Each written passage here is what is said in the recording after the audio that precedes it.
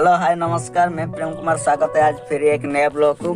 और हम अभी टिफिन का टाइम हो गया तो सोच लिया कि एक छोटा सा ब्लॉग बना लेंगे। तो ये हम ये वाला मशीन हम चलाते हैं, ठीक है। ये मिट्टी लोडिंग हो रहा है और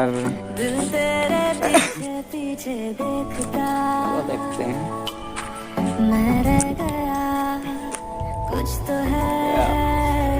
गाड़ी खड़ा है, मिट्टी लोडिंग हो रहा है। अभी टिफिन का टाइम हो गया।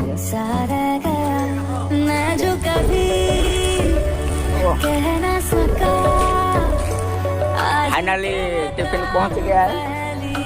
ये जितने भी खाना चाहते हो खा लो। क्या क्या है, ये सब्जी है और ये कौन आया अंदर खोल के देखना है, ठीक है। आ गया।